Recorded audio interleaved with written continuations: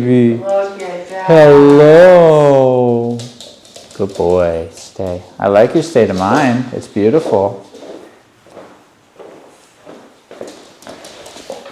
Hello, Sparky. How are you today? That right there is a big trigger. Good. That's a good boy. Can I get a little loving on that one?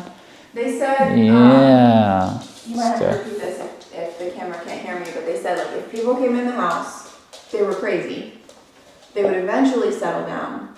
But if somebody like stood up and walked across the room, it would start all over again.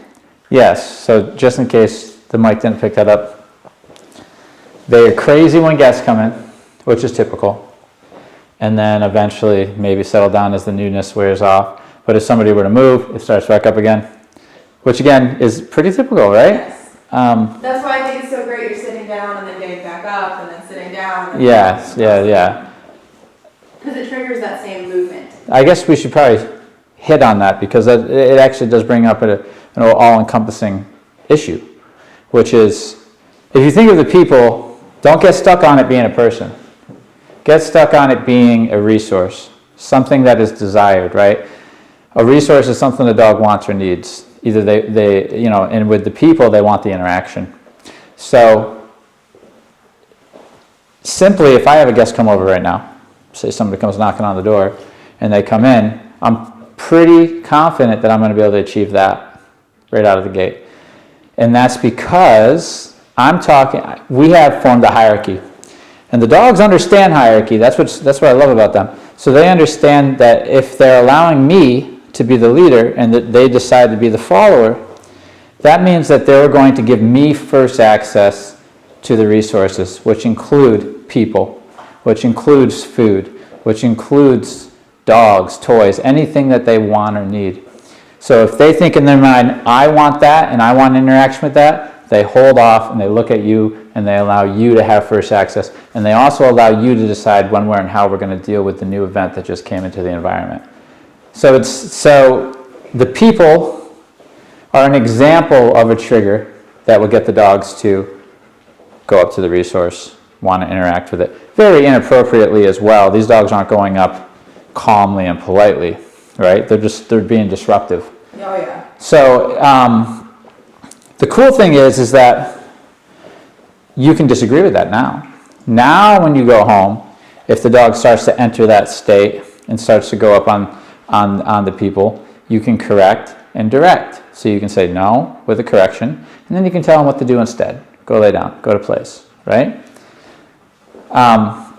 So it's important to understand that is a hierarchy issue. That is a relationship dynamic issue. If the dog sees something in the environment and thinks that they can just go up to it at will, that is definitely a relationship dynamic issue. They don't see that they have to go through you to get to the rest of the world. They think they can just bypass you, which makes you irrelevant, which means when you speak, it has zero influence. So if you say no or stop it, no influence. If you say do this or do that, no influence. Therefore, we can't correct and direct. So we can't shape the dog's response. So the dog's response just becomes whatever it would be without our influence. Okay? So obviously we have commands and things like this in the future where we can have the dogs on place and we can hold them accountable for staying on the bed, and that'll keep them away from the guests, and it'll keep them polite and it'll keep them calm. But underneath all that, it's really the hierarchy within the pack.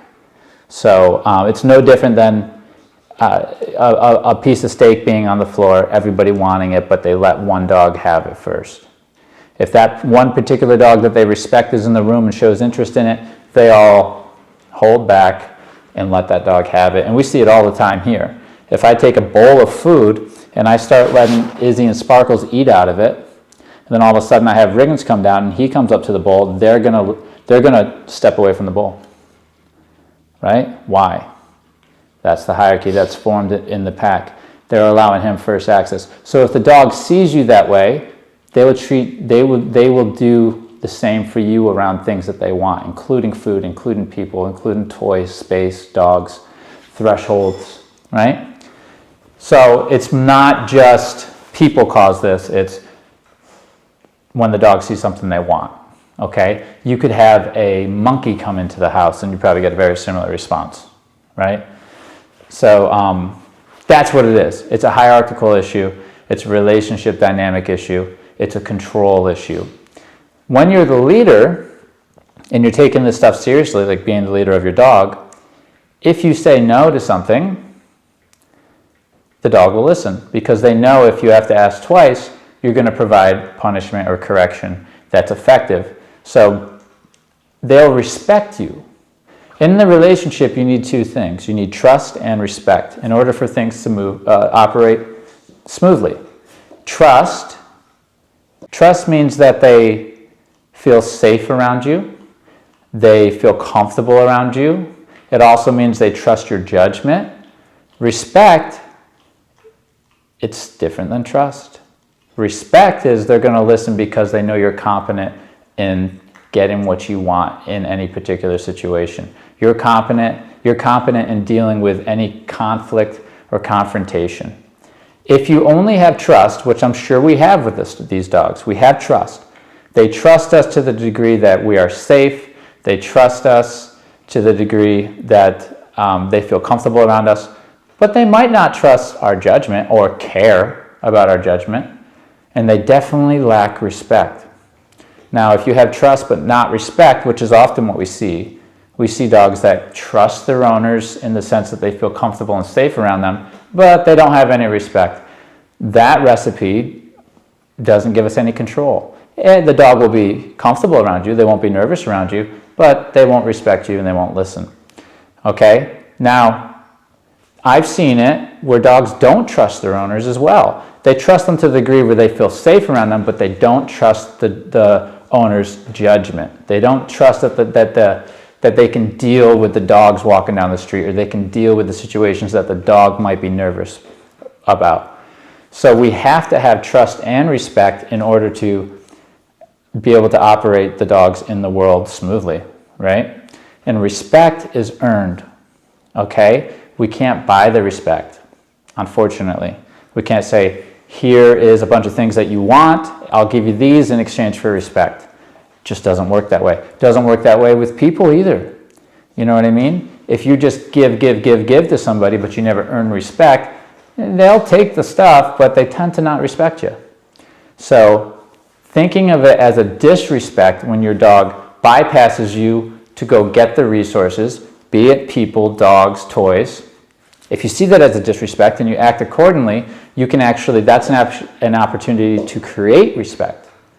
If we let it slip and we just say, oh, they're friendly, sorry, we have no control, you know, in your mind you're thinking, I can't stop this, so the best I can do is just say, they're friendly, sorry, they just love people, they'll calm down, the typical stuff you hear. We are taking that opportunity and blowing it. Whenever our dog disrespects us, it's an opportunity to create respect, right? If we don't see it as a disrespect, we're screwed. And most people don't see it as a disrespect. And if they do see it as a disrespect, they try very hard to pretend it's not, so that they don't have to deal with that situation, because those are the hard conversations to have, but they're the necessary ones to get the relationship right. If we have trust for these dogs, they feel safe around us, they're not nervous around us, but we don't have respect, so therefore we can't influence them in the way we need to, okay? Now, if you have respect, but the dogs don't trust you, they'll be nervous around you. They might listen to a degree, and they might stop things and do things as you tell them, but they might be nervous. They don't really trust, they don't really know exactly if you're going to overreact, or so that's that balance. But it's very important. I think most people achieve trust pretty easily with a degree of the dog feeling safe. Not necessarily trust in the sense that a nervous dog feels that you're competent enough to deal with situations, so they trust you to deal with it.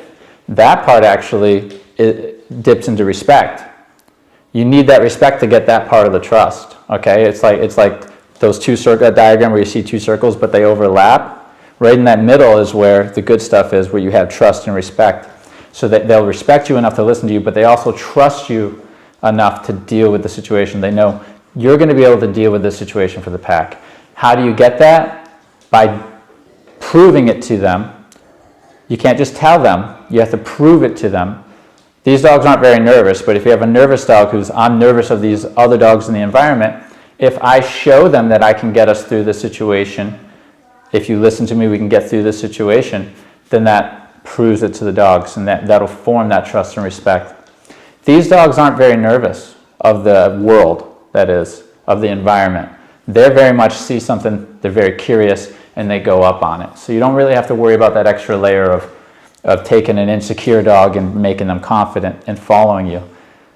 But we definitely lack respect, okay? And no disrespect, right? But we know that we lack respect, because if we had that, we would have influence. We'd be able to say no, and the dog would stop. And we'd be able to direct and say, go do this instead, and the dog would listen, okay? So you're going to get respect going home when you recognize these disrespects, correct and direct. A handful of those experiences is what will create the respect to the point where you go into those situations in the future and the dog doesn't do the bad behavior that you've called out in the past, and they do the one that they know, that they remember you liked. They'll do it on their own. They'll try to please. They'll try to be ahead of you so you don't have to correct and direct. And when you see your dog doing that, that's when you say, good. We have to remember affection and praise are very, very powerful rewards. We don't give those away for free. We don't just pet our dog for free. We don't just talk to them and praise them for free. We do it when they're behaving. When you're being good, I'm going to let you know with praise and affection.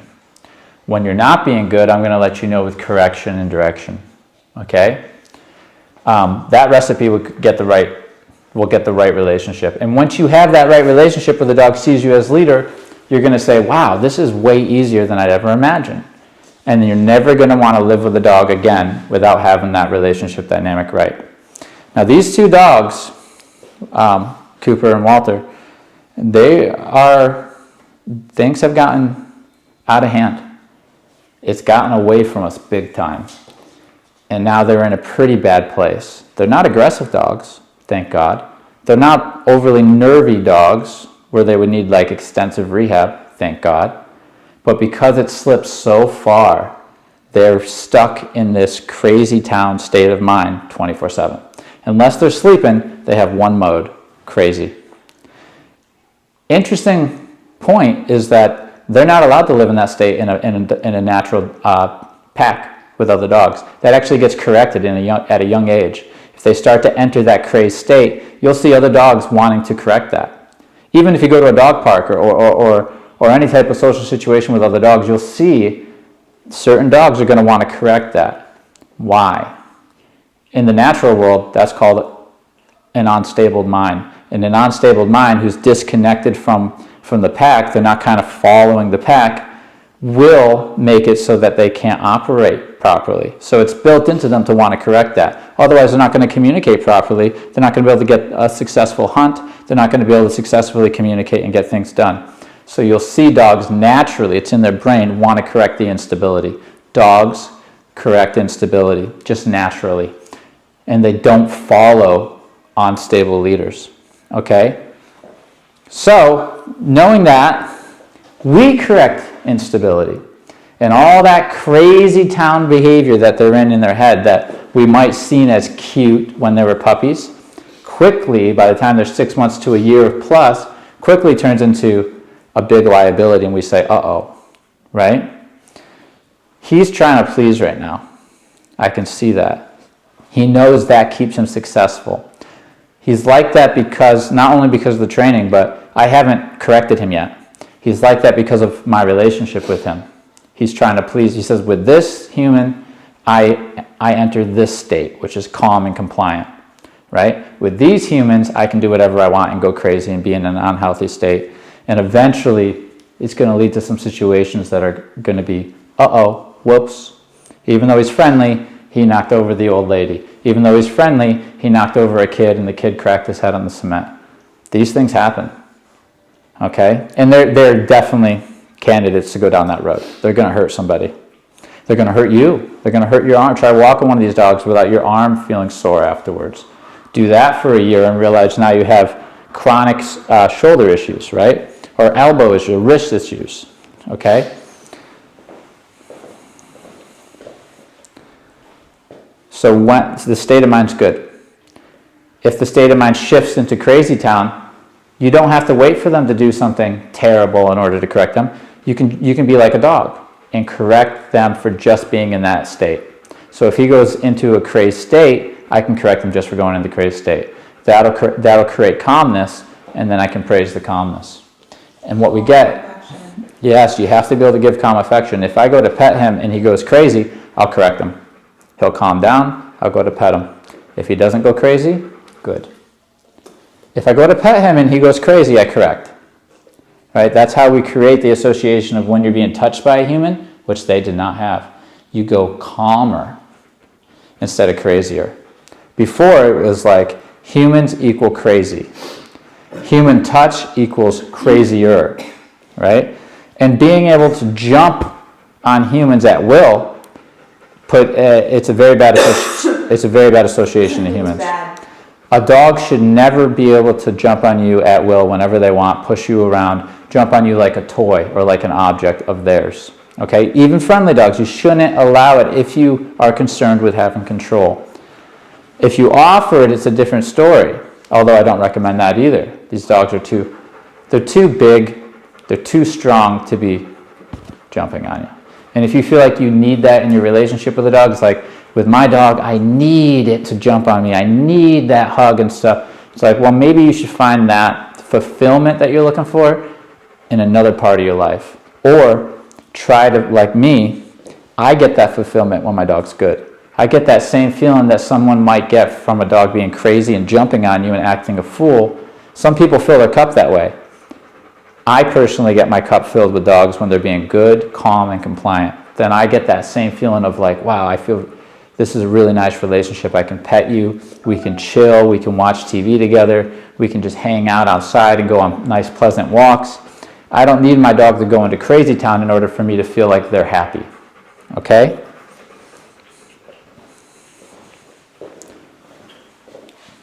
Cooper, come. Good boy. Wow. Beautiful boy. Beautiful boy. Stay. Good. Good. Good. He's going soft in the eyes. Very nice. He's figured out what pleases him. What pleases you? Yes, he has figured it out. He's figured out that I like calmness. Yes. And he says, if I calm myself, this guy's always pleased with me. So, and here's the thing, is when a dog's calm and trying to be compliant, they listen. And then all of a sudden, we're not having any of the issues, because a dog can't go and jump with high adrenaline on people or dig at the doors to get through them without that high level of energy. So if a dog's calm, those other behaviors that require that high energy are kind of off the table, right? They enter a certain state of mind and then go into all those behaviors. So if we're regulating state of mind, which is state of mind training, which is basically the dog stays calm unless offered otherwise, their default is calm unless offered otherwise, the dog's not allowed to just leave the calm state of mind into crazy states of mind or drives. They're not allowed to do that without being offered. If I say, okay, break, go, let's play fetch, or jump into the water, or run around the field, or get your energy out on this hike, then they're allowed to lift their energy up. But I don't let them bring it too high. If the dogs get too crazy, we'll correct them, calm them down, and then let them back out. And so they'll learn, when I get too crazy, a correction's coming, and then I get calmed down. What that creates is a dog who then caps their energy. They'll have some fun, they'll raise their energy a bit, but it won't be to the point where it's so high that they're making really irrational decisions and dangerous decisions. Okay? And that's what we refer to when we refer to state of mind training. We teach the dogs when you're allowed to leave the calm state of mind, and when you do, how intense you're allowed to be. Okay? It really domesticates them a bit, because these guys were so wild, even though they were friendly, they didn't feel domesticated. They feel, even though they weren't aggressive or anything like that, they felt wild. Okay? Good boy. Cooper, place. That's my boy. Good boy. Who's being a good dog? Good. You are. Yes, you are. And then look, petting a dog like this, he really likes it. He really enjoys that, and humans will enjoy that too, to be able to pet a dog who's just calmly and appreciatively taking the affection. Good. My affection is not making him crazy, it's making him calm. He's almost getting into like a really chill state, right? Good. That's a good association, right? I'd be curious to see what he does if you come over and pet him, right? Just somebody different. Hi. That's good. Hi. Oh my gosh, this is so nice. He's got the submissive squint. Yes, it's very good. Good boy. Oh, this is so nice to pet you. Now, if he started to go crazy when you pet him, Goodness, I would back off. and I, as the handler, I would correct him. I would create calmness, and then we'd go back to petting, so that he could learn. I'm not one of those trainers to say, don't pet the dog because it makes them crazy. I'm the type of trainer to teach a dog the state of mind to enter to be pet, so that you can still pet your dog. So the dog can still get that connection, but they just change their state of mind. And then they'll get more genuine interactions with people. When they act the way they did before, people will generally be polite until something bad happens. They'll generally put up with the dogs in their space like that to be polite, but I can guarantee you, most people, unless they're one of those crazy people, they're not really enjoying that. Even if they do enjoy it, they enjoy it for about 3 seconds, and then they're like, this is too much. How do we get it to stop? Will it ever stop? Okay, I'm a little nervous now. It hurt me a little bit by jumping on me. It's scratching me, right? Good.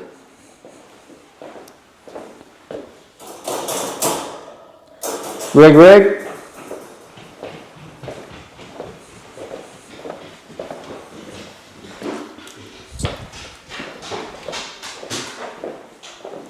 Good boy, Rig.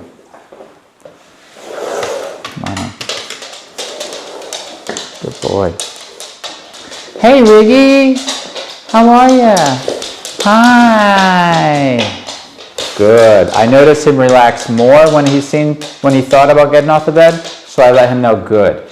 That was the right, because he could have went in 2 different directions. He could have elevated more or relaxed, right?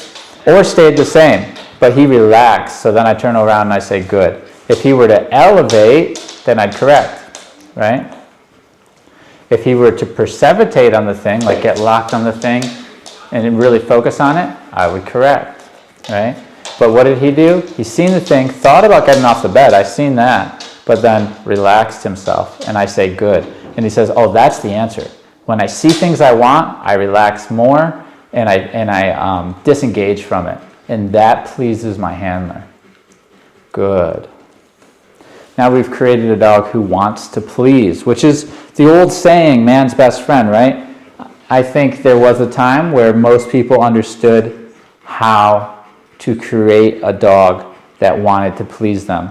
And when you can create that, you're like, man, these things are the best animals on the planet, right? But when a dog doesn't care to please you at all, they're very stressful to live with. Very stressful to live with. And dogs are meant to enhance our lives. You know, we don't want them to add stress to our already stressful lives. Anybody's life is already stressful enough. The last thing we want is to get a dog in 10 times that stress. We want to get a dog to be able to cope with the stress of life and have them enhance our lives in a positive way, not make them more stressful. In order to get that, we have to put a little bit of work in. We have to get that relationship right. You hear me talk about relationship a lot because dogs find it important. Dogs operate that way. They'll treat different people different. They'll treat people differently depending on their relationship, right? I mean, we're like that too. I think that's why we live with them so well. As humans are like that too, right?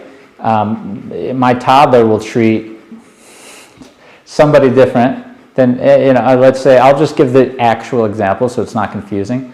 He'll treat his grandparents different than he'll treat Julie and I.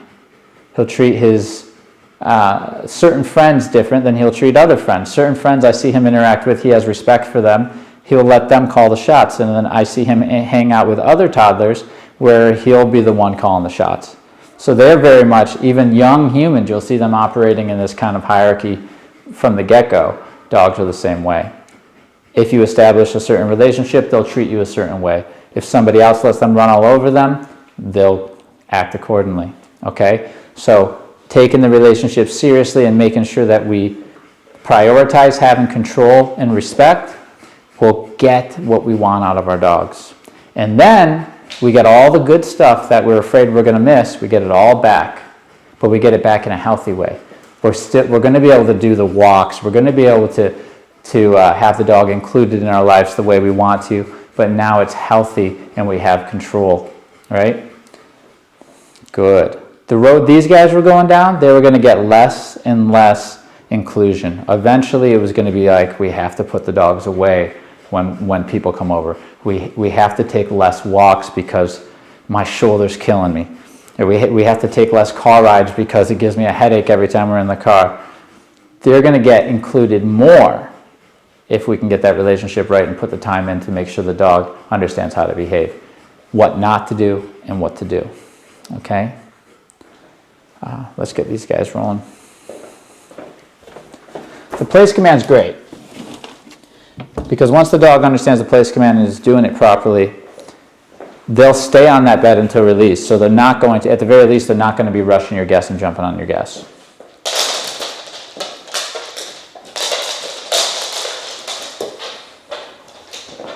See, here's the thing. He sees something that he might want to check out. Good. He looked at it and then looked at me.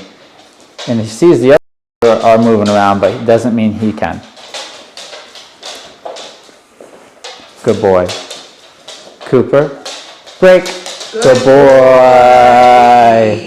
Very nice. You see how calm he was when he came over to me? That's what we want. If he's able to come up to the guest like this, and he's able to say hi like this, that's fantastic.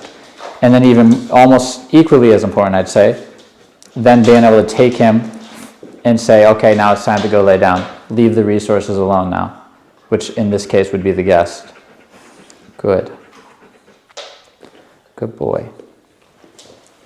Who is it? I got it. Who is it? Cooper. Place. Good. Hey, how are you? Oh, yeah. No.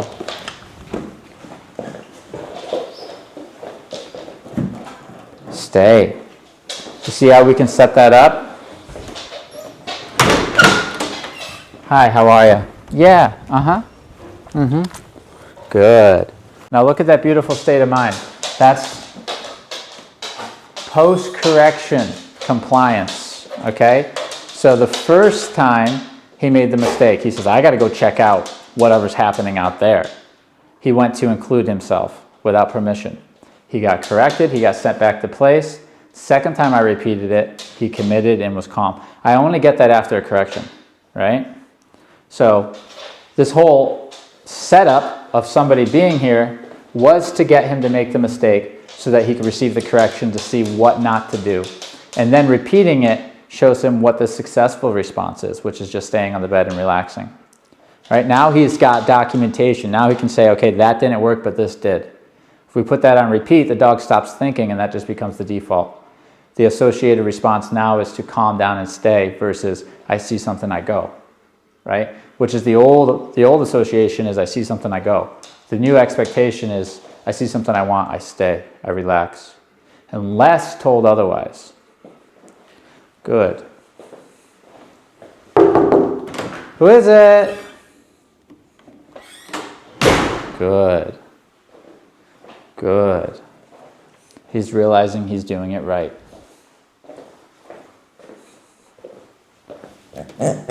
Who's that? You see, he wants to check that out. Brings attention back to me. Good.